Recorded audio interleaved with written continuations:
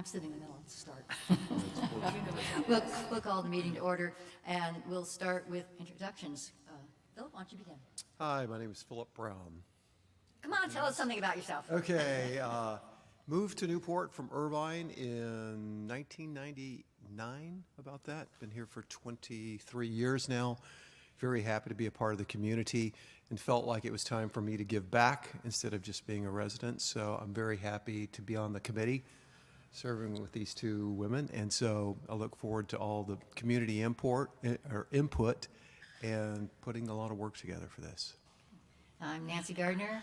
I was on the council for 8 years, and I was the co-chair of the General Plan Advisory Committee for our current general plan. So I'm going to be the old hand in more ways than one here.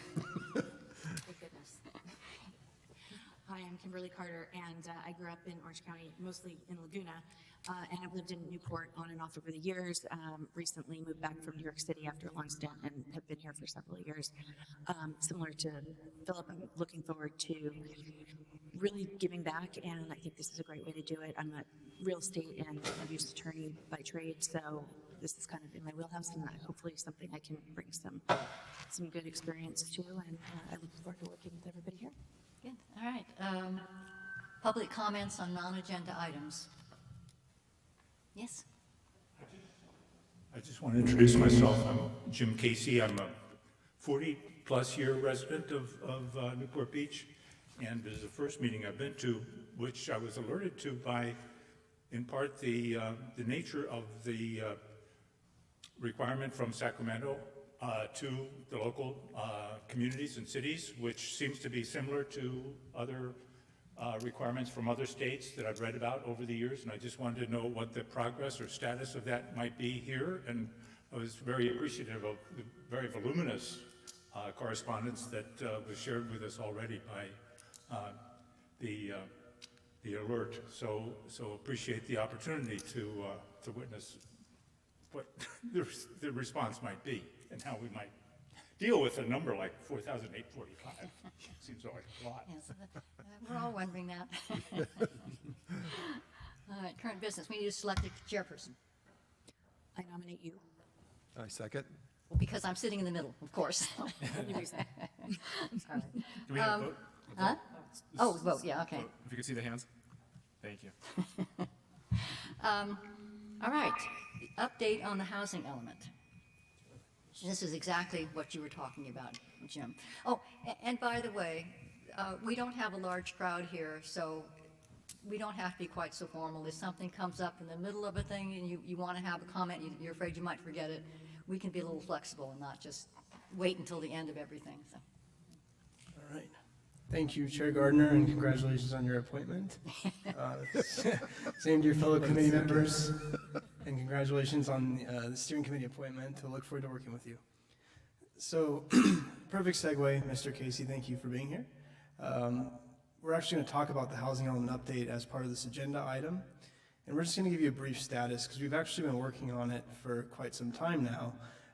The state began working on handing down the mandate in late 2019, so we've had to start working on it very early on. We'll talk a little more about that later on in the presentation. But I want to start with status of housing elements. So SCAG is alphabet soup for Southern California Association of Governments and includes 197 agencies from South Orange County up to LA County and parts of the Inland Empire. As part of that count, you'll see that there are only 19 certified by the State Department of Housing and Community Development. When I say certified, I'm talking about they've submitted their housing elements, the housing element is adopted, and the content has been certified by the state. So that's all part of the plan of folding in all those units that you mentioned. That leaves 178 uncertified, of which Newport Beach is one, but we are one of 33 other Orange County agencies that have yet to be certified, certified by the State Department of Housing and Community Development. So going back, as I mentioned, we've been working on it for quite some time, but we actually started our first draft, or released our first draft rather, in March of 2021. I know some of you are around for that as far as coming to our public meetings. We've actually submitted 4 iterations to the State Department of Housing and Community Development, with the latest being on June 28th. That was in response to an April 11th comment letter wherein they provided three main comments for us to address. We worked very closely with HCD on phone calls and meetings and feel like we've pretty much hit the nail on the head with our resubmittal. They owe us comments August 26, 2022. So the hope is that they'll provide us a letter of substantial conformance or compliance with state law at that point. You could find it online too. And it is available online, real simple URL. It's actually part of the agenda packet, but it's newportbeachca.gov/draft HE update. What additions were made or changes this time around? Sure, yeah, so their comments focused mainly on a new requirement that's affirmatively furthering fair housing, or you'll see it shorthanded AFFH. A lot of it had to do with providing more local anecdotal data and knowledge with respect to Newport Beach housing issues related to fair housing and furthering fair housing. So you'll see that there's comments in there about disrepair of housing for seniors and how we've addressed it with our SHARP program, which is Seniors Home and Repair Program or something to that effect. We also talk about the idea that mixed-use zone properties will redevelop as residential as opposed to commercial. So we actually provided examples that talked to just that, where we've had people want to waive the minimum or reduce the minimum commercial requirement.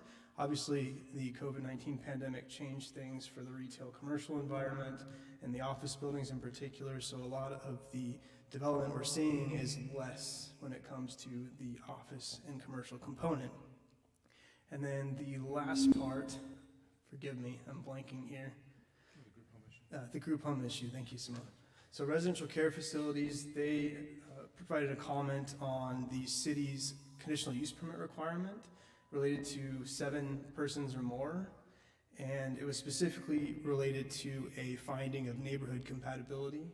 HCD staff felt that it was subjective and was an impediment to the 7 or more facilities coming online, so staff had to provide a more robust analysis and reword our policy language to commit to reviewing and amending in furtherance of their goal to encourage 7 or more for residential care You facilities. really want to encourage them.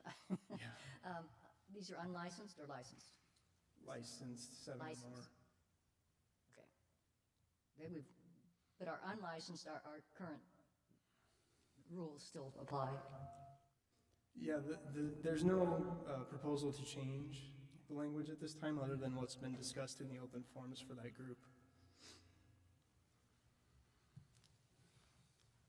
So, as a related measure, the state has deadlines for housing element adoption and certification. We're going to start with the most recent, which you'll see was actually just signed into law June 30th. It's SB Senate Bill 197, which states that adopted housing elements must be substantially compliant by October 15th, 2022. And if it is substantially compliant, we actually are able to take until February 2025 for all the required rezoning. So as part of the implementation of the housing element, the city has to complete rezonings to allow housing by right on the properties where we have identified them as housing opportunities. Prior to this bill coming online, I'm going to shift quickly here. We actually had AB 1398, which required all housing elements to be substantially compliant by February of this year. That is passed. As you saw, only 19 jurisdictions are certified. At the February 11th date, there were actually only about 6. So that leaves 191 SCAG jurisdictions potentially exposed to AB 1398, which required cities to implement all rezonings by October of this year.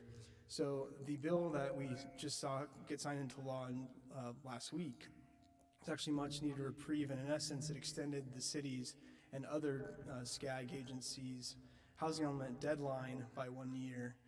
So again, our new target is October 15th, 2022 to adopt a substantially compliant element, and then we'll have a much better 3-year time frame to implement our rezonings, which we'll talk a little bit more about later in the presentation. So I kind of jumped ahead, but next steps, we're going to work with HCD to receive our substantial compliance letter, and again, their review is due August 26th, but given the nature of the comments and the limited comments that we had, we did request that they would streamline the review and give us a quicker review and an earlier letter, so we're hoping for that. Once we get that letter, we're going to bring it back to council for readoption. We're targeting September 2022, which, as I just stated, is in advance of that October deadline. So we're hoping to be in good shape at that time. Do you feel that you're getting quick response from them? I mean, I know dealing with the Coastal Commission, it takes forever because of staff shortages and everything. Are we still seeing the same thing with HCD? They are short-staffed as well. They have been taking up till the 60th day, which is their statutory deadline. Although they have been collaborating with us, and we've seen it even more so on this latest round, so we're hopeful. Okay. So before I segue into circulation, I don't know if you had any questions.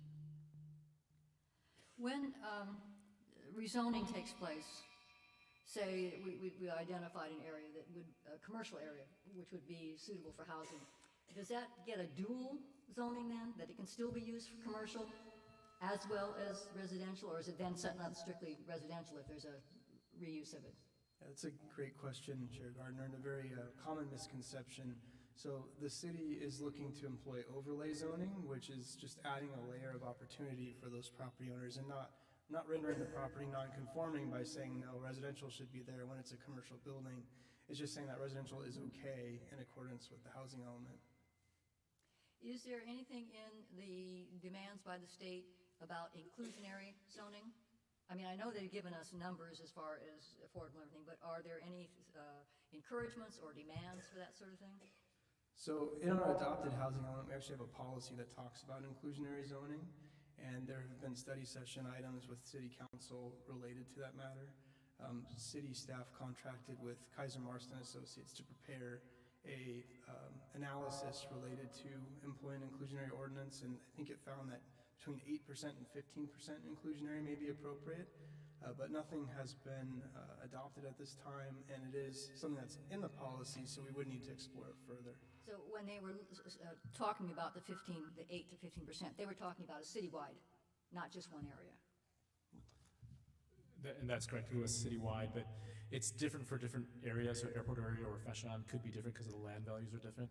So from a staff standpoint, we still need to come back to city council and further this dialogue and see where the council wants to go with inclusionary, because it's pretty much a wide spectrum of opinions right now.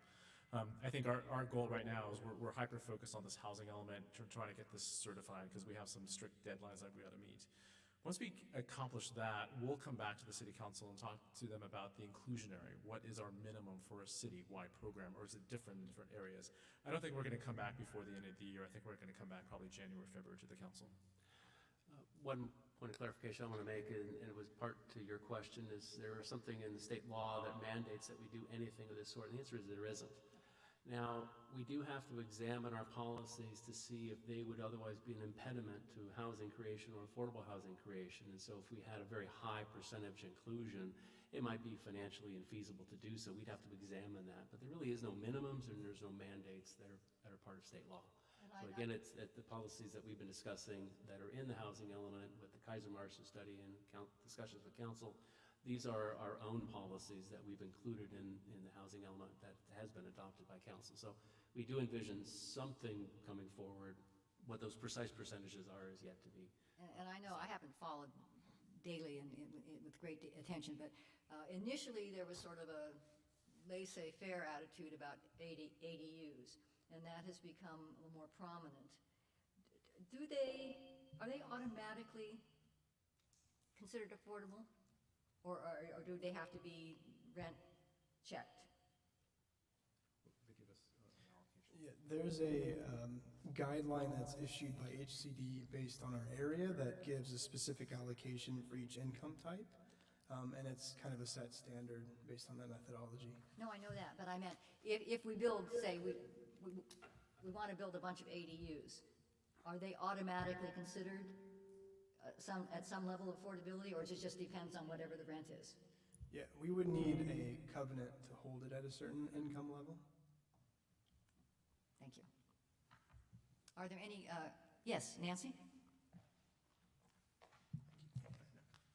Thank you. I've attended most of the meetings, in fact, everyone but one, so I don't know, 30-something, and I still am not clear on how an overlay zone can be restricted or rescinded once we meet that RENA number, if we meet that RENA number ever.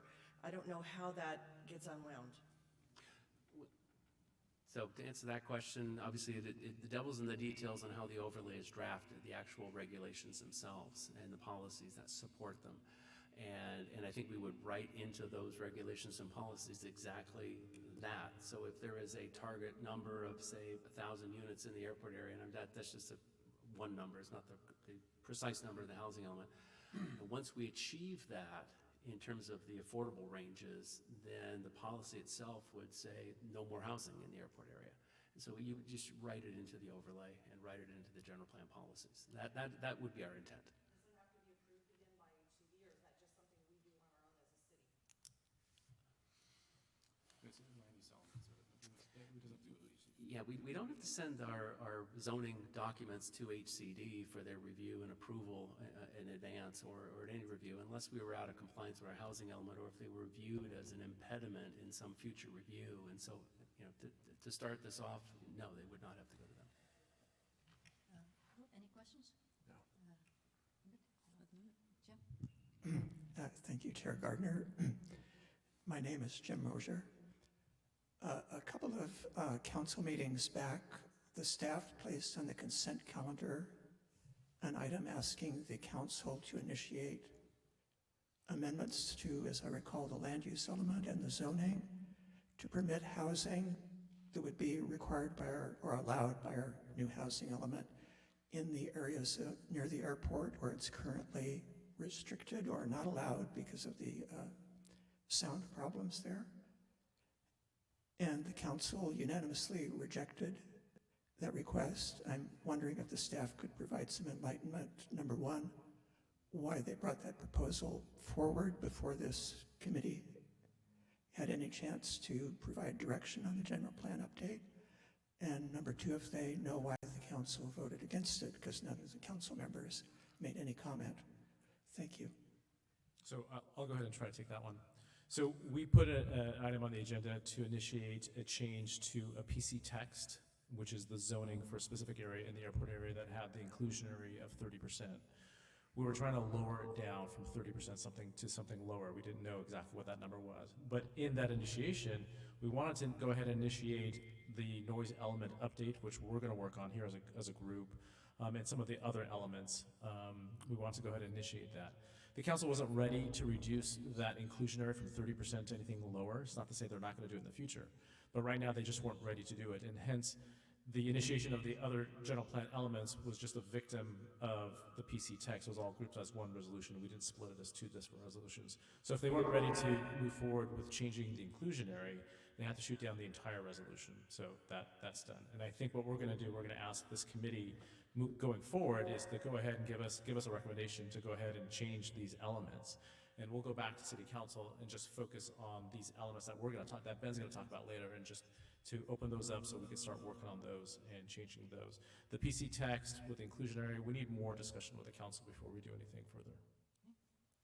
Any other comments? All right, we're moving on.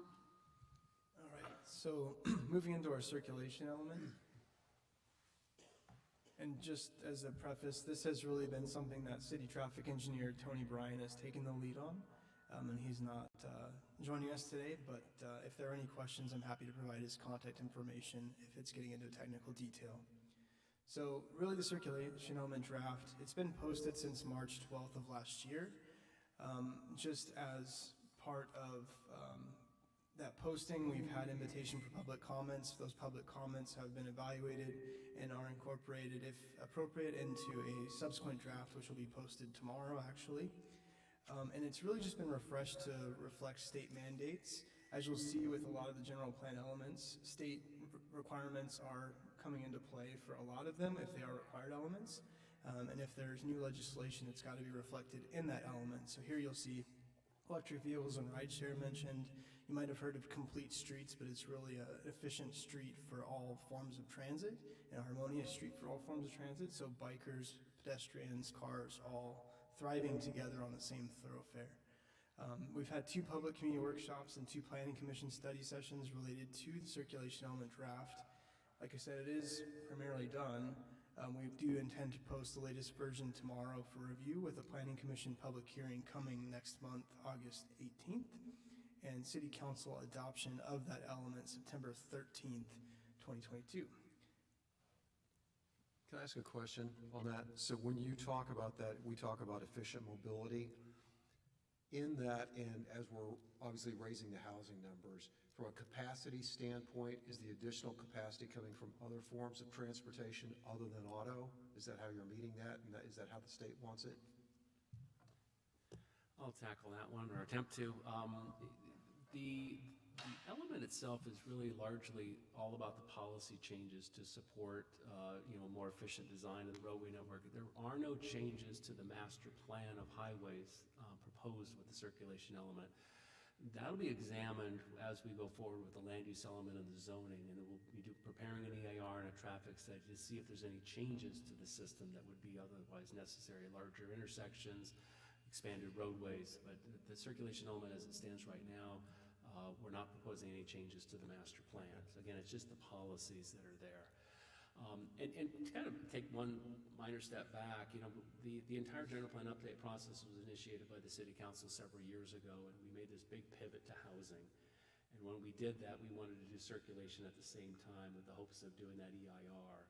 And this is why the housing element and the circulation element are a little ahead of the game. And that's why we're kind of giving these updates. That they've largely been completed, obviously with the housing element being adopted by the city council. Clearly, there's some additional changes that our HCD is forcing us to do, and you heard Ben's update. So I just want to kind of give you a little broader context as to why these two elements are a little ahead of the others. And we're going to get into the rest of the elements, which will be, again, part of the committee's charge is to help steer and guide this process, if you will. And Ben will get into those in a moment. But if there's any questions on the circulation element, again, we've gone through an outreach process. We feel we've completed that process. That draft will be the revised draft with new exhibits. That was sort of the last thing that we hadn't seen, new maps, new exhibits, but really no changes in those policies. In the circulation, the master plan of highways, there's no changes there. That would come potentially later if it was necessary. So that was my question. There is some flexibility. I mean, once we get the housing element certified, we're stuck with it. But as we proceed through the process with the other elements, we find certain conflicts. We could go back and look at the circulation element and say, this needs to be adjusted. You're absolutely right, and that would be the EIR and this traffic study that's done for all the housing units, and then any other, you may say, retail commercial intensity that we may feel is appropriate to help support the housing units that would be added. There are impacts that come from that, and it's not all going to be alternative transportation. Yes, there'll be some additional resources, alternative transportation and the like, but there still will be the automobile, and will that create an impact to our network, and do we need to make changes to the network, meaning larger roadways or larger intersections? And we'll know that after the EIR is done, and yes, we'll be able to come back and revisit the master plan of highways to see, okay, well, maybe we need a bigger intersection here. Preliminary numbers don't really show that we need to do that, but again, we'll wait for the full scope of the change to the housing and potentially commercial, and we'll talk about that this evening here, and then we'll make that decision later. As a community, obviously. All right. Public comments? Thank you again, Chair Gardner. I think I shared your concern because my naive understanding was a general plan was supposed to be a cohesive whole and all the parts would fit together. I understand what the staff is saying, but I could conceive, for instance, in the multi-year process that you were initiating, we might, for instance, have a sustainability element, which might interact with the circulation element. There might be changes to the safety element that would affect it and so on. So is staff's plan that the city council is going to respond and update to the needed state mandates in September, and then 2 years from now, or whatever your final plan is here, yet another version of the circulation element will be considered and approved at that time? Is that what I'm hearing or not? Thank you. Sure, I'll tackle that one. I don't envision, unless there's a massive change to state law that requires us to go down a different path, I don't think that there will need to be a dramatic change to the circulation element in a couple years. What I'm really referring to there is when we look at the increased residential units that the housing element is pushing forward, and then any commercial that we might, as a community, choose to add to the general plan, that might have some traffic implications, and we might, after study, need to change a roadway capacity or change an intersection or modify it in some way. So that would be a physical change out there. That might require a change to the master plan.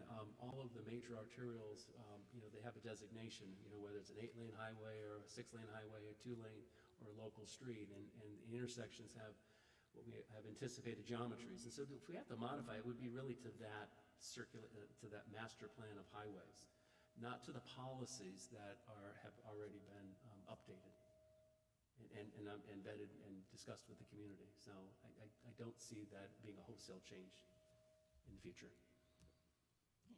Other comments?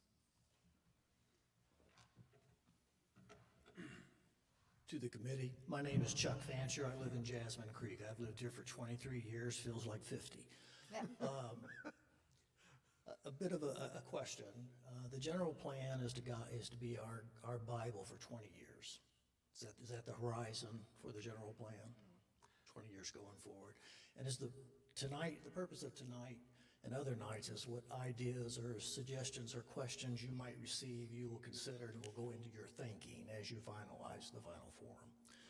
I'm a bad student. I'm late to the game. Mr. Campbell relayed that this has been in the works on these elements since March, and I'm just looking at summaries tonight. A little background. I have a master's level degree in urban planning. I have been in 40 years in real estate development across the country, in regional malls, shopping center, residential development. I've been in a lot of planning commissions, dealing with a lot of general plans, a lot of specific plans. And I respect the document and the process. I read this circulation element, and I hear some of the few comments, and I have a sense that we're approaching the circulation element of a general plan in a totally conventional process, a conventional way of thinking. That I look at the highlights, and we're talking about 5 levels of roadways. That is very conventional traffic engineering and circulation planning. We're talking about doing capacity changes and intersections, and that's how this document will guide us as things happen over time. I flip to the second page, if you want to turn the page, and into the bullet points 3 and 4, upper left-hand corner, and it appropriately speaks to public transportation. Public transportation is an ancillary transportation mode in Newport Beach and Orange County. We're not going to have trains. We're not going to have real mass transit that you can use every day and go to the corner and get on the bus and go to the shopping center. You can write that down for the next 20 years. What we then are reliant upon is private transportation and a road system. And to deal with private transportation going forward, our only game is to improve efficiency. We're going to have the same or greater number of people in the same or greater number of vehicles, personal vehicles, or I should say individual vehicles, not necessarily personal, going from place to place. And the only way to manage more people, more vehicles, is higher efficiency. I would hope that our general plan would set forward a vision and a goal of dealing with improving that personal private transportation system. And in my mind, that means is we're going to get into a system of a super Uber system, less personal ownership cars, less parking lots, less garages, less asphalt. And people will use the shared ride system that becomes immediately available on hit your phone. It'll be there in 30 seconds, 60 seconds. Take you where you need to go.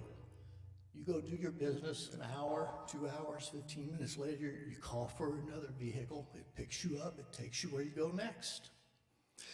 And we need to embrace that transition and that change. And our general plan and our vision statements and our community and our planning people and our citizenry should embrace it and work towards it. And I see a general statement here that speaks to encourage use of shared transportation. This is the mold, and we need to lock on it, and we need to embrace it. It should be part of our vision and our plan. Thank you. Any other comments? Okay. General plan update overview. Thank you, Chair Gardner. So as Jim touched upon, well, we'll start back in 2006. So the last comprehensive update was actually completed in 2006 of the city's current general plan, which is available on the website. It is comprised of 10 elements, 6 of which are required by state law.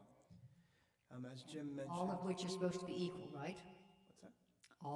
Each element is on a par with the other. There's no one dog wagging its tail or tail wagging a dog either way. That's correct. City Council initiated a comprehensive update in 2019, but as was mentioned, we had to pivot to housing because of the larger regional housing needs assessment allocation that was coming down to the city and regionally. 1.34 million housing units for the entire SCAG region, 190-something thousand for the county of Orange alone, of which we play a small part, but a big part for the city of Newport Beach at 4,845, 1,000 times our prior cycle RENA of only 5 units. So with that in play, City Council and staff pivoted to housing and addressing the RENA, which came again largely in late 2019 and early 2020. So here's where we provide an overview, and just a quick preface. Mr. Fancher, I know you mentioned that attachment, but I want to let you know that was prepared in 2019, largely before any work was done on the circulation elements. So definitely would invite you to take a look at the refreshed. That was just merely considerations at the time. So even in a year, things change. So definitely would invite you to take a look at that. So talking to the required elements, they're all listed in that attachment that I just referenced. There's the land use, safety, noise, and natural resources. Obviously, housing and circulation are required as well, but we've already touched upon those. The remaining optional elements, we've got harbor and bay, which is very important to Newport Beach, historical resources, recreation, arts and cultural. Again, those are all optional, but they are currently in the city's current general plan. One thing that's not mentioned, we do have a vision statement, and it really just describes that planning horizon that was set forth. So again, 2006, we're talking, what did the community hope to achieve by 2025? That's that 20-year planning horizon you're talking about. The thing with a vision statement, it's supposed to kind of guide the elements and the policies and goals therein. We're kind of starting a little backwards here because we had to start with the housing element and circulation element as we touched upon, and we have to hurry and work on the land use element in order to implement the housing element. So the vision might need to be updated to reflect how do we shift with that housing that's been forced upon us by the state, and what does the community really look like in the next 20 years? What do we want to see? So on each of these slides, the way it's formatted, we've got the element, the basic content, and then some considerations. It's not an all-inclusive list, so by all means, if there's anything to add as far as what you're thinking of when you read this, I would definitely invite you to comment that. But basically here, I'm not going to read all of them. We can use this as a performance measure. So again, once we hit 2025, did we accomplish where we were hoping to go, or did we reach the point that we were hoping to go?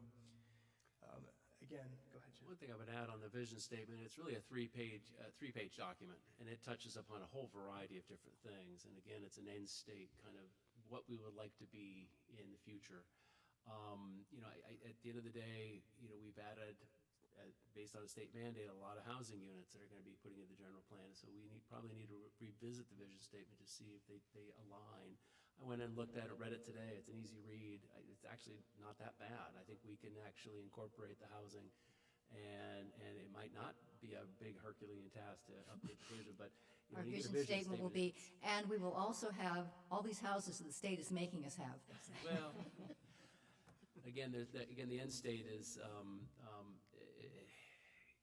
I think they're still achievable, and I think they can be put together, so anyway. And I think a lot of us felt it was very unfortunate that the housing element had to leap ahead, because the vision statement, last time we did the vision statement, and then we worked from there, and that was really such a guiding document for us all.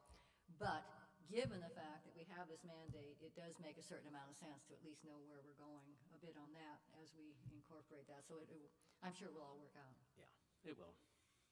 Go ahead, Ben. Okay, moving into something we've touched upon, but land use element and rezonings, that's really how we're going to implement the housing strategy that shows the state we have demonstrable capacity for the RHNA requirement, which again, 4,845 units.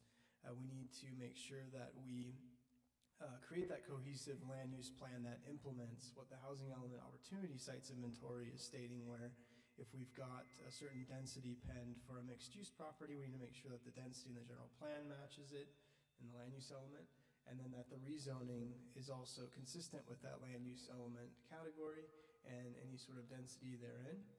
And that's really our implementation of the housing element, which again, we're on a tight timeline. At this time, we are targeting March 2024.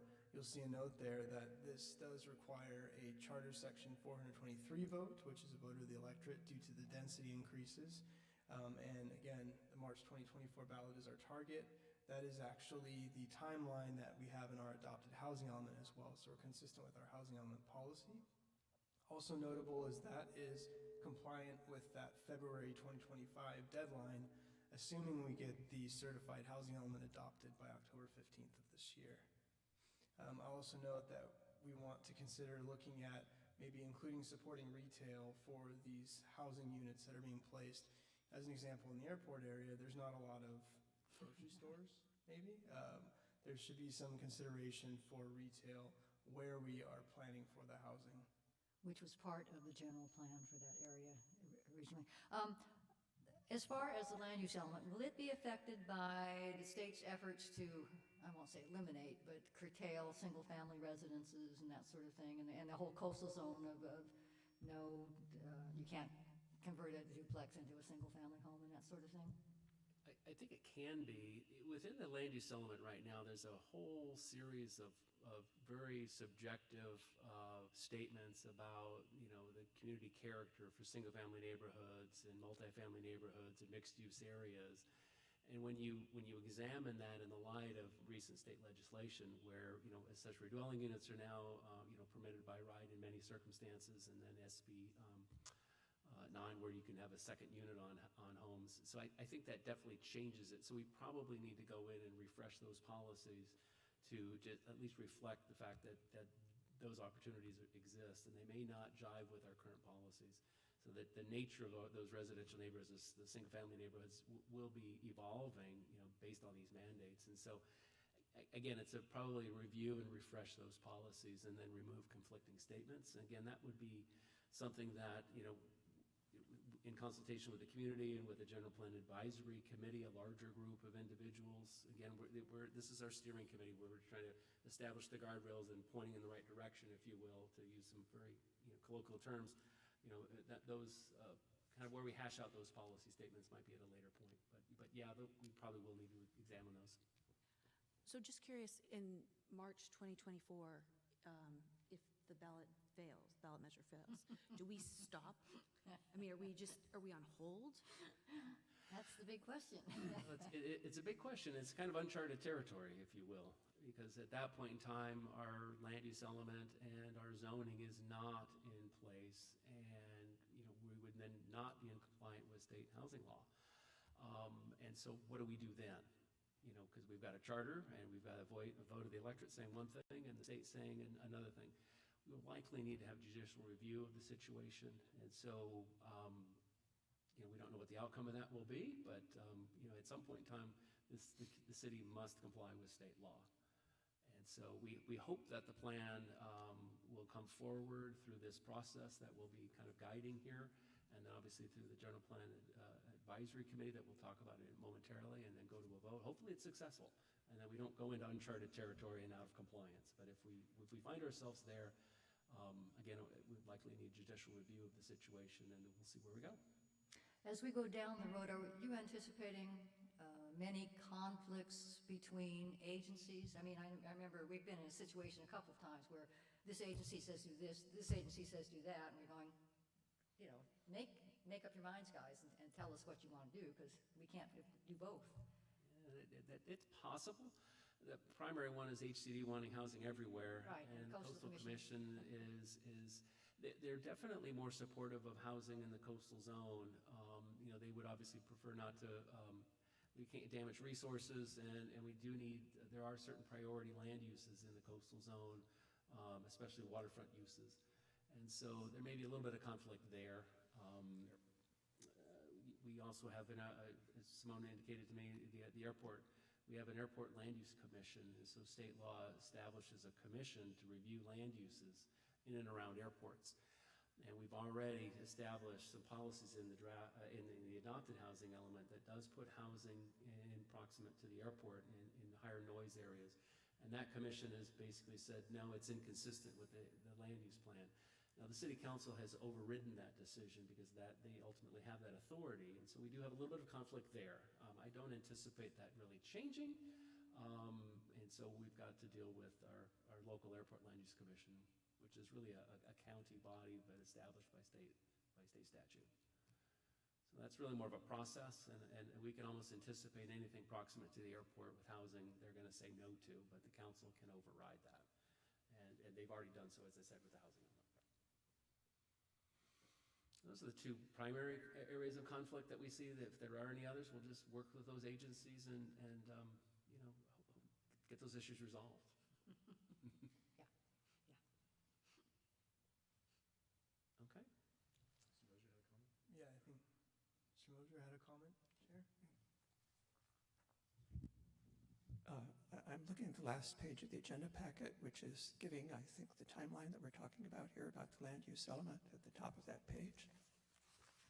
And number one, I'm wondering with, we heard earlier about SB 197, that has relaxed the time to complete the zoning to February 2025. So why are we having the Charter Section 423 vote at a special election? Doesn't the relaxed timeline allow us to put it on the normal municipal election in November of 2024? We would still meet the February deadline if we're going to meet it, and have the same problem if we don't. And then second, a tiny technicality, it's showing on October 24th, 2023, the notice to override the Airport Land Use Commission that you just mentioned. And a month later, on November 28th, the hearing to approve the land use element. The state law actually requires 45 days between the council's adoption of the notice to override and its opportunity to override, so that the other agencies have 45 days to inform the city council of why it's a bad idea to do that. And so I think those are a little too close together. Thank you. I think we'll have a lot of chat about the schedule coming up. Hello, I'm Joy Brenner on the City Council, and I would like to thank you very much for your service, because we really need you, and this is an onerous task, so we appreciate it. But I just wanted to add one thing. I saw natural resources mentioned, and probably the main point that people make to me about all these additional housing units is, what are we going to do for water? So I would very much like for us to look at perhaps some policy that we can have about requiring so much solar, requiring so much. The instant hot water is a new, relatively new feature, and I've lived in an Irvine Company apartment at one time when it took probably half an hour for the hot water to get to the master bathroom. And so I would like for us to not just look at tweaking things, but to also look at ways that maybe we can actually take a stand that is going to make a monumental difference in actually preserving that resource. So preserving water is one of my primary concerns. So about this. do we have anything against incinerates in our codes? Can people use incinerates? So the So there is a silent war that's occurring between the electric companies and the gas companies. So in the old days, everything was to be natural gas because it was cheaper and you weren't building power plants. Now with solar, the electric companies are taking a foothold and they're trying to outlaw the gas companies. As of today, Instahots are not allowed per the energy code. What the future holds is that they're going to get rid of natural gas appliances because of greenhouse gas and Right. climate change. So I would think more and more over time, they're going to allow the Instahots. Right now today, per the energy code, we don't allow them for new construction. Can you buy them at Home Depot and install them? Of course you can do that. But we don't permit them for new construction. Because, I mean, if we didn't have to use the water in the toilets, that's a real big savings. I'm sorry? I was talking about toilets that don't use water, that, Oh, I'm sorry. I misread. and I wondered if we had any code restrictions against them. And my husband installed one up at his place where, he camps out. And you plug it in and it takes care of all of it, not any water. No, we don't allow those. Uh-huh. Well, that will have to change. I'm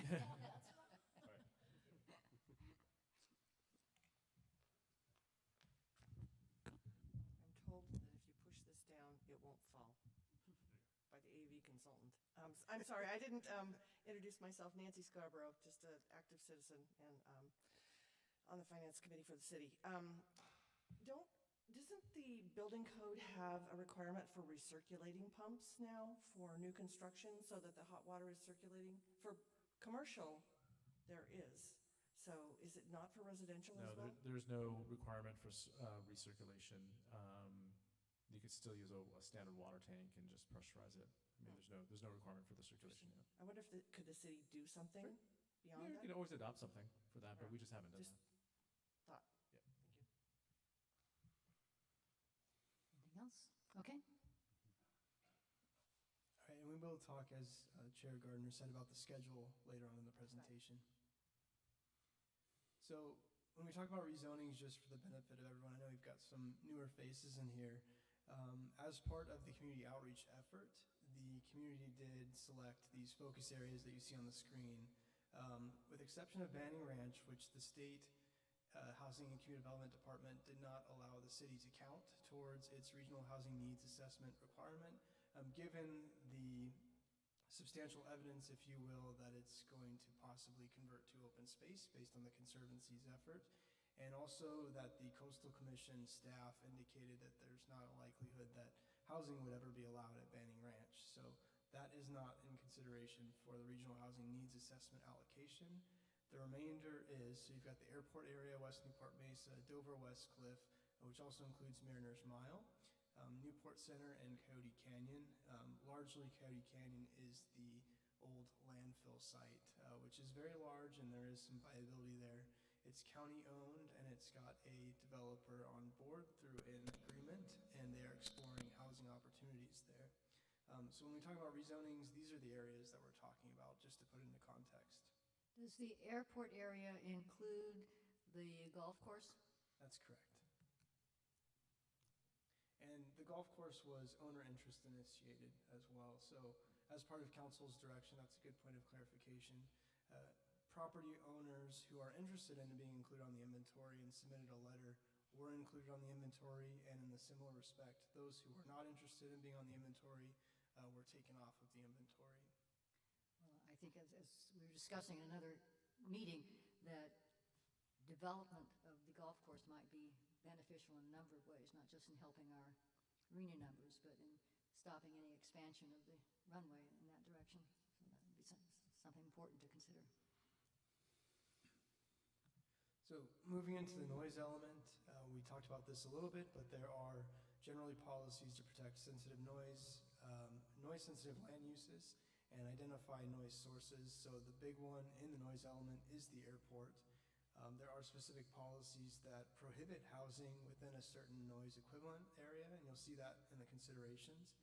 Currently, the noise element does prohibit housing within the 65 to 70 decibel community noise equivalent level area. So that would need to be removed in order to facilitate the development of housing consistent with the housing opportunity sites, which did place housing closer to the airport than we currently allow. Safety element, it's kind of what it sounds like. We are looking to provide policy framework that reduces risk of death, injury, property damage, etc., from natural and human-induced hazards.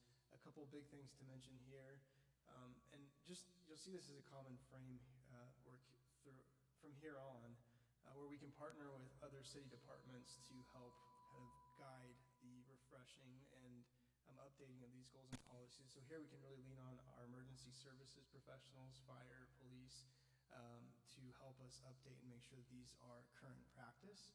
It does align with our local hazard mitigation plan, which is another required document that goes, again, hand in hand with the safety element. And a couple of things of note, sea level rise and other climate change matters would need to be addressed in the safety element to make sure that we are adapting properly to those in the future. Those last areas are all areas where, as a city, we have virtually zero control. So will part of the process include at least some efforts to talk in a regional sense, or at least a county sense? I mean, even if we take actions, we want to be sure that the actions we take are not causing further exacerbation of the situation, say, down coast, just as we wouldn't want Huntington Beach to do something that would be difficult for us. Same, flooding and that sort of thing. Is that considered some way of in getting an aspect, or maybe that's just something we, as a policy, we say in the element that we need to coordinate with regional efforts or something? Yeah, I think that's exactly what some of that would be. Not only do we want to be prepared with our own geography against wildland fires, sea level rise, flooding, etc., liquefaction, all those types of hazards, but also we would, coordinate with other agencies at the county level, because obviously flooding from the Santa Ana River is a little bit different, or San Diego Creek is different. And we can work with those other agencies. There are policies in there to do that, to coordinate regionally, and we need to look at those to see if they need to be strengthened. Do we need to provide additional resources to do that, to help protect Newport Beach through those partnerships? But yes, that would be definitely part of the policy statements. It definitely can be, for sure. So does dealing with the sea level rise include revisions to the local coastal program? That's a very good question, and the answer is probably yes. The local coastal program and the safety element as it relates to sea level rise, right now, I mean, there's just general statements in there about, avoiding risks and avoiding hazards, and then, but we need to get more specific. And the local coastal program has an appendix which has a variety of policy statements in there. It's really not up to what Coastal Commission would like it to be. That was kind of done in 2017. And I think the guidance from the from the Coastal Commission has evolved since then. And we're definitely going to need to make sure that the LCP and the safety element policies kind of align. And so when we talk about the safety element, this is really probably the biggest one, aside from land use and the zoning. Obviously, that's a big component of what we're going to be doing. But dealing with climate change and sea level rise is going to be a large effort in this program. So, but yes, they do need to align. Okay. And actually, real quick, when we talk about climate change, that of course, those are a couple of issues. Sea level rise, flooding, wildfire. Anything related to climate change has to be examined and evaluated. Do we need to have policies in there? Do we need to change how we design our roadway systems, our drainage network, whatever it might be? It's an all-encompassing term. Yeah. It's not just sea level rise. That's just probably the Right. most important one, given how low our community is, and obviously with Yeah. our One thing we could do is not blacktop everything black, but take a lighter color so we wouldn't absorb so much heat. That's something I suggested years ago and of course was totally ignored. Charles?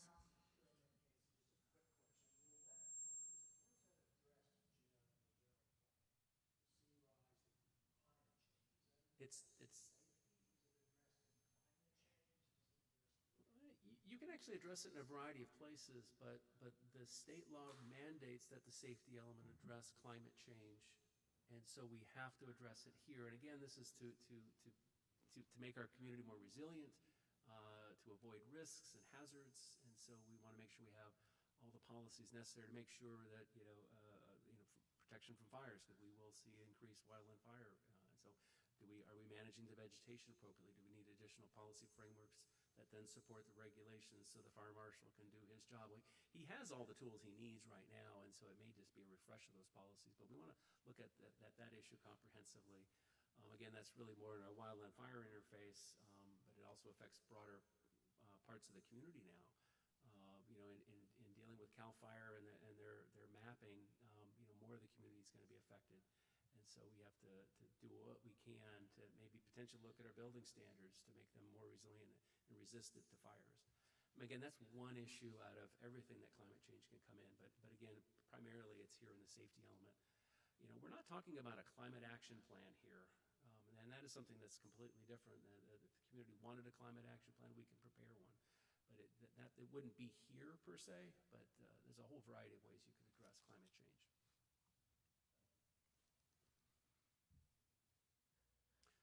So moving into arts and cultural element, again, another one that sounds exactly like what it is. We can partner with the city's Arts Commission to discuss and refresh these goals and policies, but a lot of it relates to preserving and promoting arts and cultural activities in the city, which are very important for the community. Harbor and Bay element, again, a lot of these do sound like what they mean, I'll tell you that. This one, we can partner with the city's Harbor Commission to discuss and refresh goals and policies as well. But it really relates to the efficient use and effective use of our harbor. And as you'll see here on the point that's made at the top, making sure it's easily navigable by boats and all other users of the harbor, which is not mentioned there, but you've got swimmers, you've got paddle boards, you've got all different types of vessels that are traversing the harbor. So making sure that they are harmoniously able to make it through is an important element of the Harbor and Bay element. And there are other considerations as well. Yeah, the Harbor and Bay element was one that it's an optional element, but it's such an important resource to the community, and it was really developed, and Nancy, you probably know this better than I, but it was probably 2002, 2003 it was created. Obviously to elevate the importance and recognition of the harbor and to protect it as a resource. So it became a harbor element. A lot of the policies in that do overlap with the land use element and also overlap with the local coastal program. So when we start looking at these policies, when we look at the Harbor and Bay element, we're going to have to look at the LCP and the land use element and make sure that they align. And so, updating the language may be simple, but we just don't want to create additional conflicts. So it's a bigger task, and again, we'll partner with the Harbor Commission, I anticipate. Correct. Yeah, absolutely, yeah. Historical resources element, so looking at our potentially historic buildings or uses that we want to protect. So you can think about like the vehicle ferry coming from Balboa Island, maybe that's something that we want to look at protecting. But it can really be used to create awareness around these uses and their importance to Newport Beach history. There are several that are listed in there today, I believe, like the Balboa Inn, Balboa Theater, and they all have varying levels of priority in terms of how potentially historic they are. Obviously, if they've been modified significantly over the years, then they've kind of lost that charm and ability to be protected as a historic structure. As you'll see, there's a note here, we can partner with potentially partner with local historical societies, which would be very helpful with all of their information and institutional knowledge of different areas that they may specialize in. Yeah, this element here probably needs a refresh. We do have an inventory of potentially historical properties in it, pavilions on it, a whole variety of things, but that was created in 1990. It needs to be updated, but again, with assistance of the consultants and your guidance in a policy committee, I think it's important that we try to preserve some of these elements of the past. And the California Environmental Quality Act is another layer of protection that's always going to be there. So any of the resources that we are aware of may have to go through kind of an assessment before they're modified. The Neutra building on Westcliff is one of those where we're working with an architectural historian to make sure that the renovations there are going to be consistent with maintaining that resource. And so the policies in this element help guide staff in the community and property owners on a good stewardship from those resources. So, how did they get designated officially as historical? The, the, the state listing of properties is very, very brief. I think there's only like 4 items, and the pavilion is obviously one of them. And so but we have a longer list of potentially historical sites. It was created by a lay committee back in 1990. And so that's created at least a resource for property owners and staff to then just to be on the lookout for changes to these properties that may or may not actually have historic value. You know, the Dory Fleet is another. Again, officially designated, that list is actually very, very short. Got it. I don't know, maybe I don't need to record, but Nancy Scarborough again. What about buildings where, to be on the historical list for the state of California, the property owner needs to volunteer to be included? Yes. And we have some buildings that are not on a historical list, and the property owners might not want to be on that list. Is there anything that we can do to protect those buildings? I'm thinking of the Cano's restaurant building down on the Mariners Mile is not on the list, and that property is owned by Moschieti. At this point, I believe he thinks he's going to maintain it, but it's not, there's no legal recourse. So what happens in a situation like that? Can we change that? Potentially we could. I think that would be a broader policy question that the council would need to weigh in on. But you're right, it does require the property owners, wanting to be so designated if it actually is of a resource. To flip that to where the city or the community could designate properties, that's a big policy question that the council have to weigh in, and that is definitely something we could discuss, but that's again maybe at their level. But right now, for that one building, we have the California Environmental Quality Act in the review. So if there's a development of that building, or remodel of that building, or development around the building, it'll include an assessment of the potential impact of the development on the resource, and it'll look to provide mitigation in some way to preserve it. And my understanding is the property owner wants to maintain that building and preserve its historical value and integrity. I would be surprised in the city with its veneration of property rights that much progress will ever be made.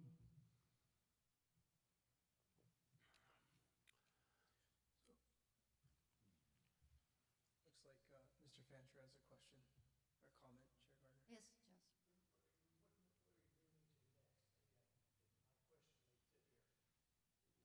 Okay. So this is of interest as it relates to Councilmember Brenner's comment on water supply. Natural resources element does talk about, as you'll see here, water quality and supply, as well as air quality and a lot of our other resources in the city. It also talks about energy conservation, so I do have a note here for consideration that this element could include policy direction for enhanced sustainability practices. So the conversation that was had earlier, perhaps some of that could be folded in to this policy framework to help guide code revisions that would further those goals. This particular element is a mandatory element. In state law, they really call this the conservation element. We've named it something different, and that's fine, but it is a mandatory element. So again, we need to take a look at this and update it where necessary. And if there's additional policy initiatives the community wants, then as Ben indicated, we can definitely add those. And as in the consideration down below, it does overlap with other elements. Again, it's really primarily there for the protection of the natural resources and the open space. Well, that's why for me, I would rather see us have a sustainability element that really focuses on those aspects and leaves this for the broader concerns of the natural resources. But that's not my decision to make. It'll be the committee's decision. Okay. Oh, Chair? Charles? Chair Gardner, some comments. This element, let me back up. Also, as further introduction of myself, I serve on our city's Water Quality and Coastal Tidelands Committee. I've served on that for a year. I've learned a great deal about water in Newport Beach in California. California in the last year. This element, I would applaud, I would concur with Nancy that in the broadest sense and in a focused sense, to call this a sustainability element is what it is. Natural resources includes coal, it includes other things, but this is about sustainability, and I would suggest we consider that name. But I've learned this, that I want to apply what I've learned to what you're doing. I would hope this element would speak to our water reliability, our community's water reliability. Those are different words than water supply. A year ago, we got about 30% of our water from imported sources. That means the statewide project from the north and the Colorado. Today, we get less than 5% from those sources, and it's erratic. It'll change from month to month. That means we're getting close to 100% of our water today from the groundwater basin on which we sit. Others sit on that same groundwater system. And people 100 miles away from here and in southern Orange County have no aquifers to draw from.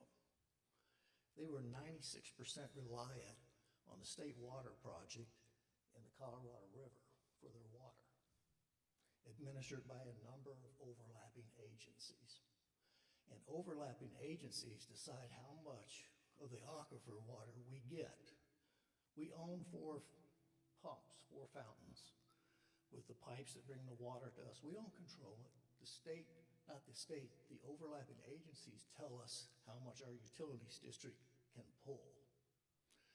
We need to make sure we have water security going forward. And it needs to be in our general plan. It needs to be part of our city's thinking and decision-making.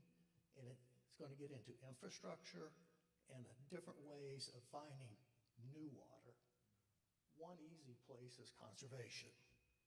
I just, Am I timed out here? well, I just wanted to remind everybody, because we do tend to wander here, that this committee is not doing anything in terms of policy. We were having an educational meeting here. Yes. We can talk, but we, the 3 of us, are not going to be setting the policies for the general plan. That will be the larger committee, and that's when we will really get into the issues that you're so concerned about. So I just wanted to make that point, not to cut you Well, off. and if I'm over-speaking, you'll tell me to sit down and shut up, please. But if we are to improve what you gentlemen and the ladies working with you are doing, it should delve into this differently, I would suggest. And that's my point. Sea rise is into the same thing. It is not a small subject. And it's going to be many years in the unfolding and the impacts and hundreds and hundreds of millions of cost. We've got to address it. Okay, any other comments? Go ahead.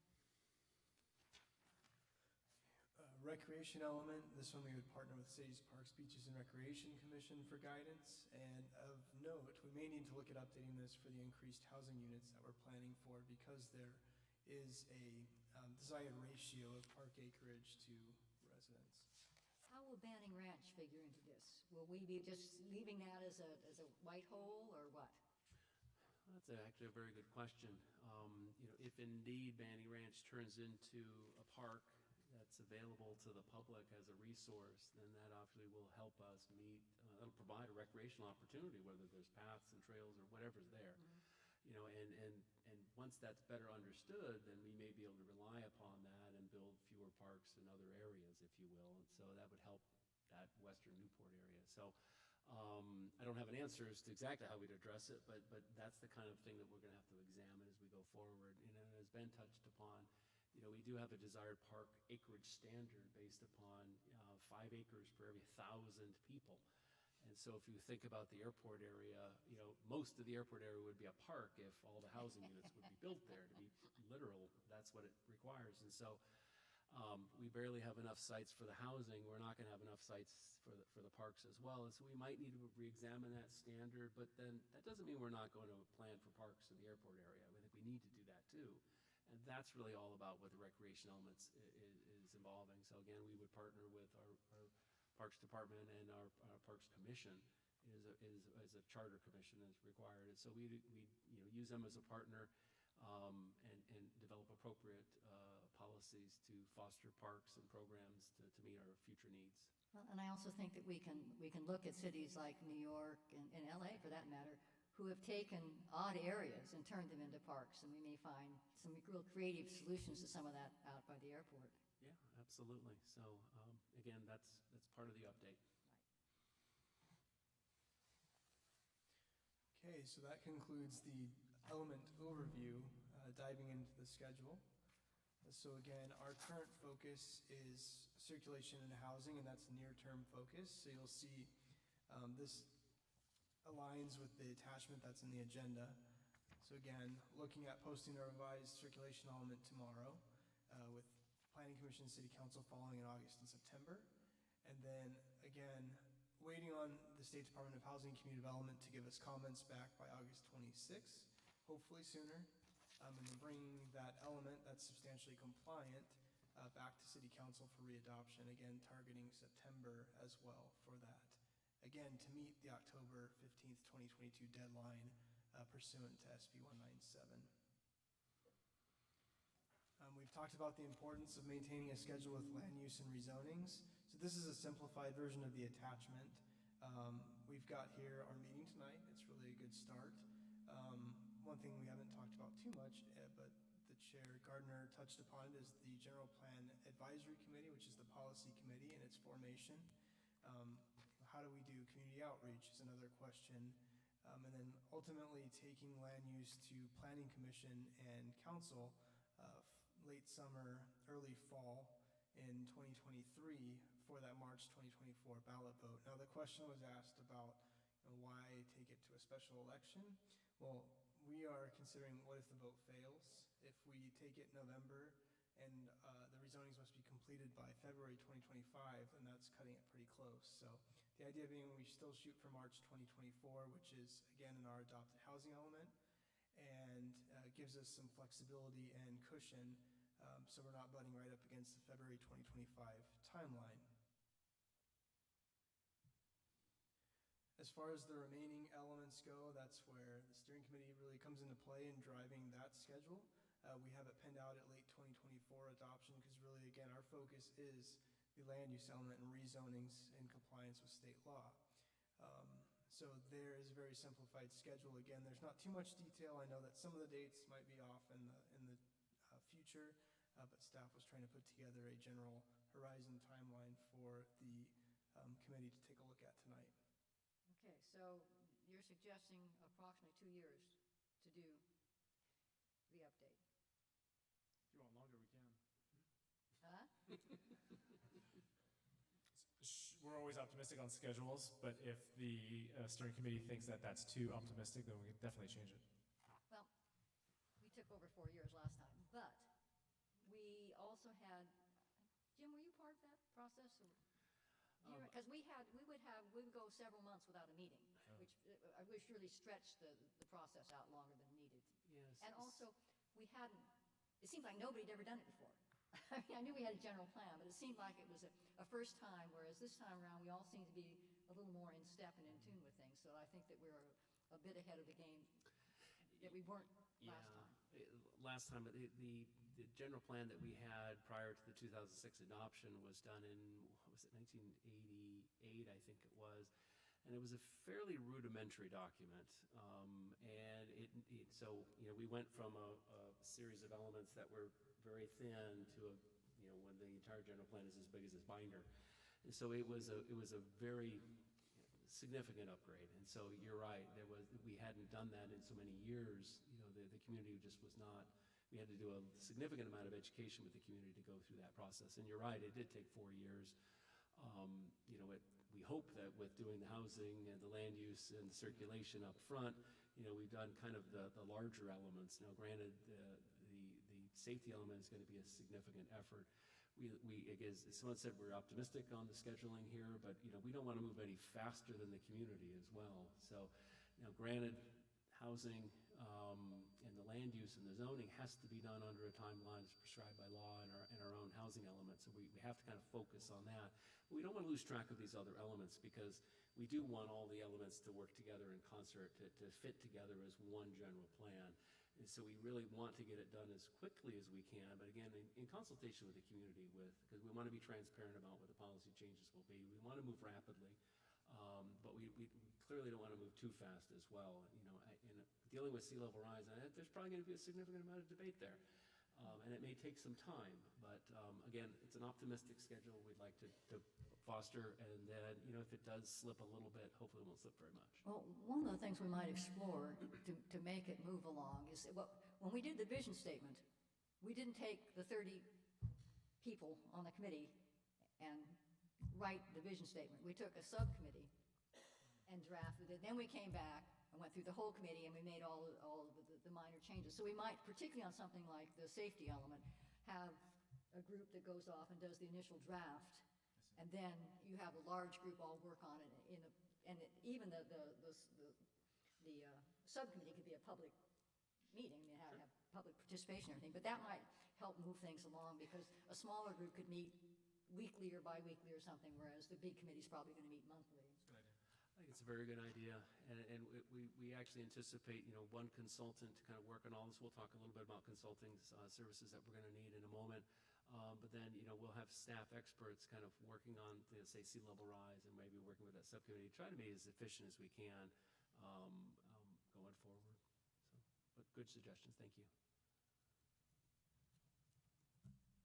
All right. Any comments on the schedule?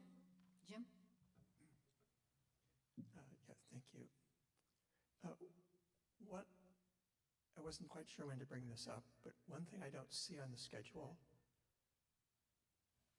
is when and who the city website presenting the plan and the schedule for the general plan update is going to be revised. I totally understand the difficulty of keeping a website current. But if members of the public who heard about this meeting go to the current website and try to find out what's going on about the general plan update,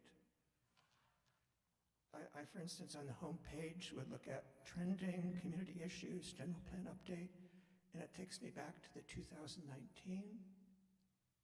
issues. It explains about that. It says about the steering committee. If I click on it, it's the old steering committee. It's kind of a mishmash of old and new things. So is this committee or somebody going to actually look at our website so we see how we're communicating this effort to the public, and when do we plan to get that completed? It's still referring, for instance, to Newport Together, which seems not to have been updated for at least a year. I don't even know if that's still current. That's it's a good point. Very confusing to the public who is not, the uninitiated really can't make heads or tails of what this committee is doing. So that seems to be something early in the schedule that needs to be completed. And probably by this committee, somebody here needs to review that. Thank you. I think that's a good point. We should get together and look at that. The other thing is, I think that we can do, I'm not a social media person, but I have learned that most of the world is. And although we had some great stuff our first time around when we were doing our outreach, I think we can still do better with not just the social media, but the specific, like getting to the, Nextdoor? Right. You know, reaching out there and getting out to the community, homeowners associations, trying to get their newsletters, and being sure that every episode, even if it's not live, you can get it on MVTV and follow. I mean, so I think there are things we can do better, but I agree. I haven't looked at the website, but we need to get that updated, so we can work on that. We agree. Sorry. Thank you so much for bringing this back together. I mean, I know you didn't have a choice, but here we are. This whole process has been circumvented by the housing element, and then we had COVID, and to a lesser degree, we had Measure B, and just oxygen has been sucked out of the room. So I'm so glad to see that this is finally coming back for some discussion. I'm a little bit concerned about how the committees, the Parks, Beaches, and Recreation Commission, and the Harbor Commission, and all those other meetings get wrapped into the development of this general plan and then noticing so that the public knows where all those meetings are. I can just see myself going to 25 different commission and committee meetings to get what I thought was going to happen at the larger general plan meeting. So I don't know how that gets coordinated. So that just, I think that's something to think about. I agree, and I think one way we might do that is, of course, it depends on how we decide we want the committee to be made up, but is instead of having, you have to go to the meeting, we have a representative on the committee from the major commissions. They deal with it there, but they come back and report to us, and so you only have to come there to the general plan committee to find out what's going on. That's So great. That Yeah. might be Yeah, that might work. more efficient way. And the cynical side of me wants to just say, I would love to be on the vision committee because I can just see us writing, well, I want to live in a city with 25-story high-rise apartments on every block and a duplex in every R1 lot. So that's going to be a real challenge to get that to align with, but I believe and hear from other people in this city is the vision for this city, because it is not what Rena's telling us to do. So that's going to be a challenge. Thank you. All right. So anyway, we're saying that we will try the schedule. Sure. Okay. Yeah, I think it's ambitious, but I think we can do it if we organize ourselves correctly. So a couple of things to talk about from the schedule, and it's more just defining what we're asking. So again, we've got the GPAC formation, which is highlighted. It's not listed on the agenda, but we are talking a little bit about what that means. Some people do not know what the General Plan Advisory Committee does. Really, it is the group that makes recommendations on changes to goals and policies in the general plan. So as you said, Chair Gardner, diving more into details of what the policies and goals should say as opposed to what they say now. As a note I put for the 2006 update, I checked the resolution that created that body in 2001, and it was made up between 32 and 37 members of varying levels of expertise and interest. Everyone had different focuses on that committee. I want to make an editorial comment on that because it was a very diverse committee. We were representing geographically, we were representing special interests, and the beauty of that was that so many things got thrashed out in the committee because we had all those different perspectives, and most of the votes were unanimous. There were only a few issues we really disagreed on, so that by the time it got to the general public, the ones that weren't participating, or got to council, there wasn't a lot of discussion because we'd made our compromises. So I think there's a great deal to be said for a committee of that size. It really wasn't that unwieldy either. I mean, crack the whip. But having all of those different points of view really made it valuable. Chuck? In the same way other committees were formed, they put out a notice and then people applied and the council selected. So Yeah. Yeah, you can bribe Joy right now.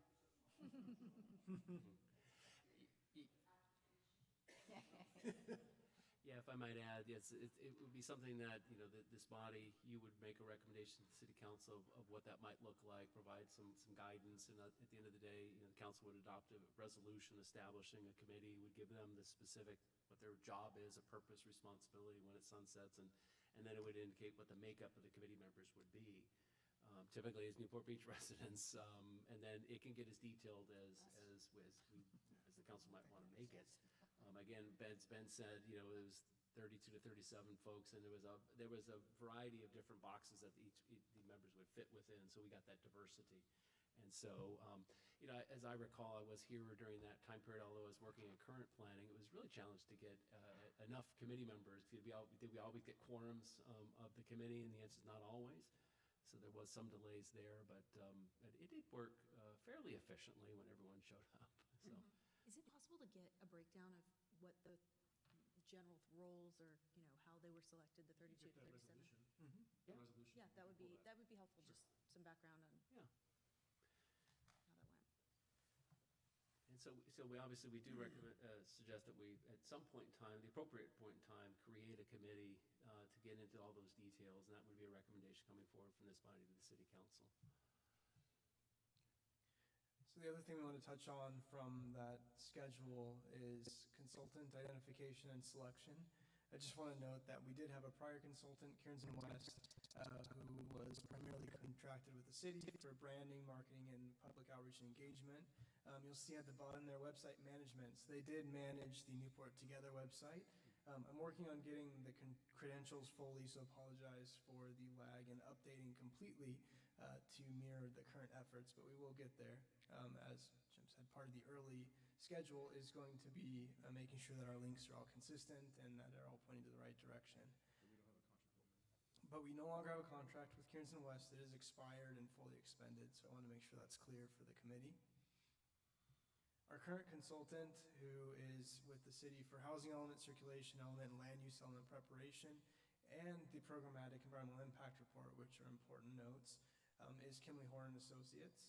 And Did they apply to for the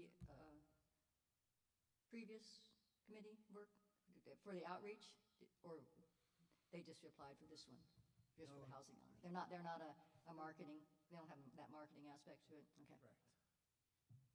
And one thing to note here is the land use element, the scope of work they proposed was purely and predominantly for consistency with the housing element, so it wasn't so much so to create new policy for the land use element related to service, commercial, retail, and other elements that we've talked about. So in terms of next steps, and this is really our last slide, we would continue working with Kimley Horn Associates because we already have them under contract. We want to update their scope and fees to prepare the land use element, including the rezonings that come along with the land use element. So that talks to overlays, which again is that added opportunity, potentially looking at specific plan areas for parts of the city, airport area, West Newport Mesa, other areas of the city that maybe deserve some placemaking treatment, and other rezoning mechanisms that we've talked about, planned communities or other similar zoning mechanisms. Again, keeping with them for preparation of the environmental impact report. As was mentioned, they started on that as part of the circulation element update, and our goal was to use that for the housing element, but given the time constraint, we pivoted. They did prepare a good chunk of the EIR, and so it would make sense to continue that effort with Kimley Horn Associates. And then we'd be looking to develop a scope and prepare an RFP for new consultant services for remaining elements. And obviously we want to bring that RFP to the committee for review to make sure the scope of work is appropriate and aligns with what you would see that scope being. And then as we talked about previously, when does the committee want to look at forming a policy advisory committee and how does that committee look? And then our last feedback or question for you really is our next meeting, which I know this kind of talks to the later agenda item, but it's looking at frequency of your meetings. How often do you want to meet? And then anything else we're missing. So really looking for feedback here. Joy? Just a few comments about that. What you said, Nancy, about your larger committee and its effectiveness before, I think that's really important because during the housing element, the consultant did a good job, but I don't think they got a really good sampling of people to show up at those meetings. So it's almost like the bigger you make your committee, and if you make people responsible for being there, then maybe you get more community input from that broad committee than expecting people to show up, on a Wednesday night and give us their feedback. Because I thought the consultant, I think, did a good job. And it wasn't that they weren't trying, but I just couldn't believe the lack of participation by people in our community on a housing element that is such a vital part of our community and the future. So the other thing I was wondering is, are any of these meetings going to be televised on Newport Beach TV? So that's a good question, Councilmember Brenner. So for tonight, we're just videotaping it, and then we're gonna post it. And the reason why, to actually do it live, we gotta move everything to the council chambers. So But you will be playing it on Newport. So we are videotaping everything, and we're gonna post it and upload it.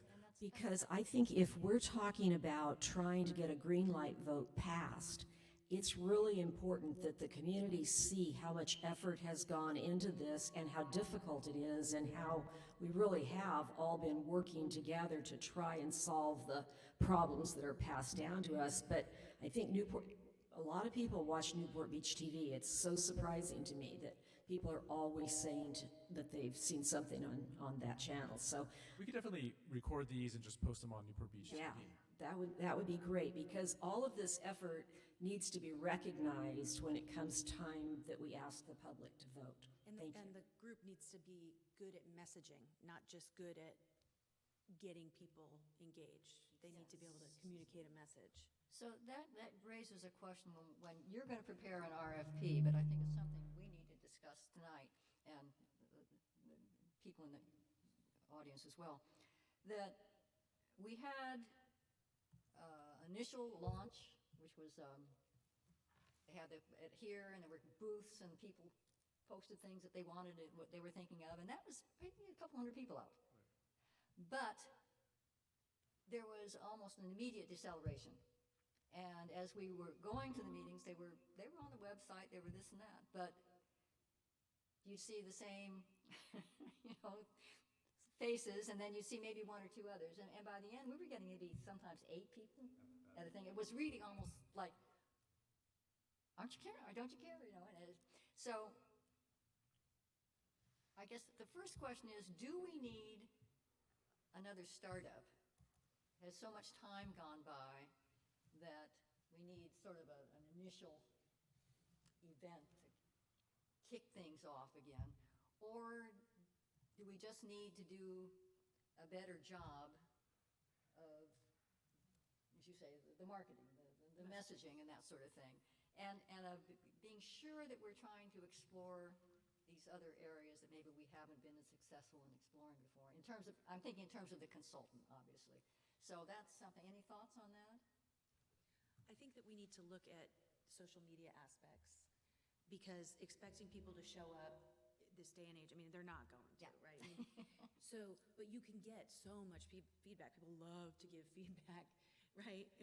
When presented with it in a forum where they're comfortable and they can actually understand the information and the questions they're being asked. So I think the most important thing in my mind is how do we get that penetration through the various social media outlets, through the Newport Beach website. I don't know if there's any sort of infrastructure in place for, that kind of, emails or campaigns, but I think that's, in my opinion, that's could be the most effective way to get people's actual engagement and responses. Well, and I've always thought, that was the one beauty I thought of wasn't a beauty, but what we learned from COVID when we were Zooming meetings was that I was always thinking of the single mother. She has to hire a babysitter and come down to a council meeting and speak for 5 minutes. She's not going to do that. But if she can send an email or communicate in some other way, she might. Philip, any thoughts? No, I agree. I hate to rely completely on that side of it on social media. This is an important part of the process. So as long as it's balanced, I think it's great. Okay. All right. Comments? Chuck? I've been involved in some larger meetings, geographically national, so it's difficult to get to the room, but where the core people were in the room, and there was a chair Nancy was running the meeting, if you will, chairing the meeting, and then a person, say Phil, was running the Zoom, and the Zoom people were watching on camera what was going on, hearing everybody speak. And then Phil would watch the raise of hands and potential questions they might pop out through chat. And he would say, Nancy, we have Joe here has a question. I think it's appropriate now. And he would tap your shoulder. And Joe would talk through Zoom. And you can get dialogue going, and you can have a common screen that the people see on Zoom. You can have a hybrid meeting and perhaps bridge the issue. Okay. Nancy, you had something? I was going to say kind of the same thing. Speak Up Newport does that, where they take questions online, and they repeat question to the panel at whatever the appropriate time is. So maybe there's a way to incorporate the two. I appreciated during COVID being able to call in from home, and actually it was easier. As lazy as it makes me seem, you'd have dinner cooked ready, and you could eat in between. Sorry, Joy, you had to be there, but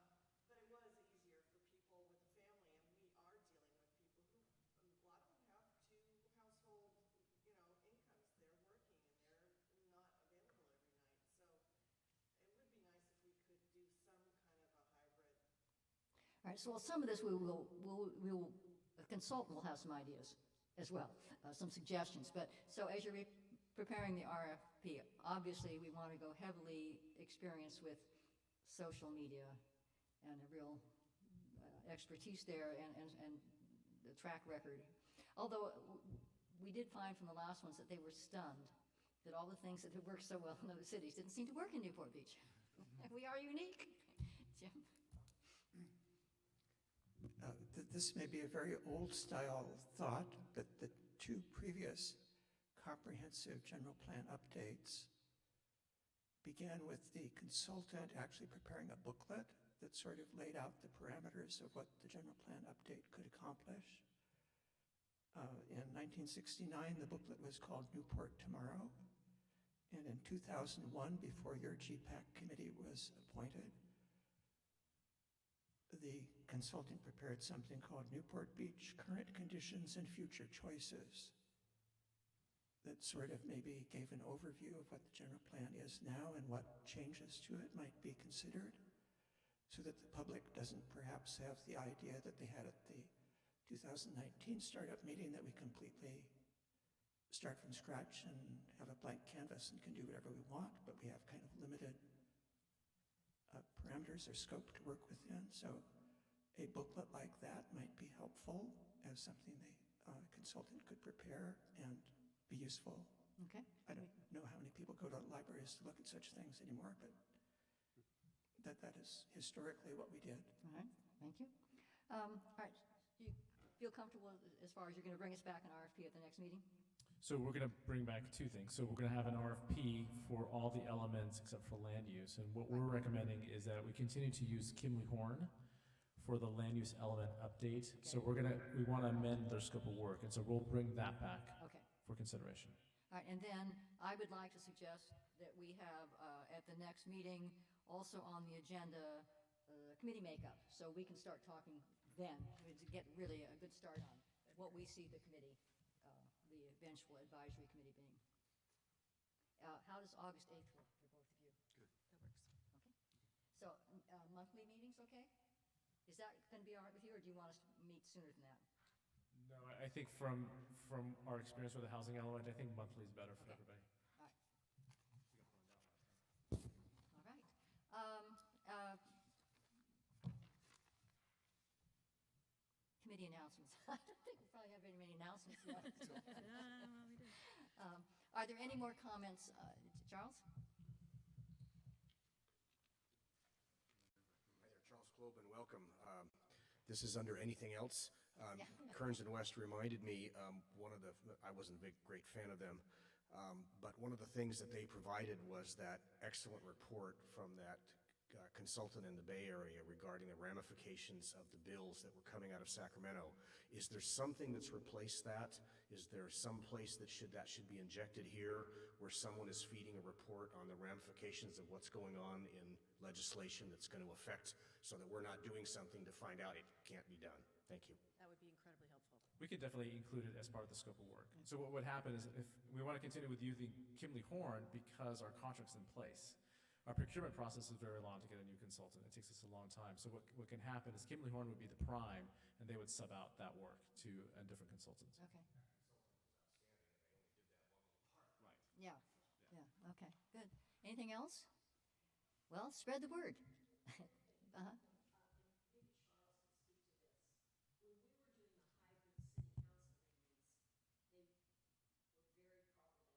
Yeah.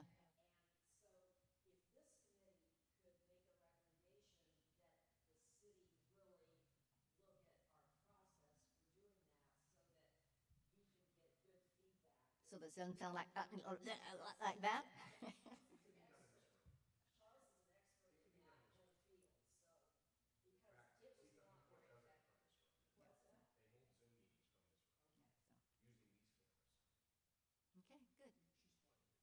Yeah, yeah, right.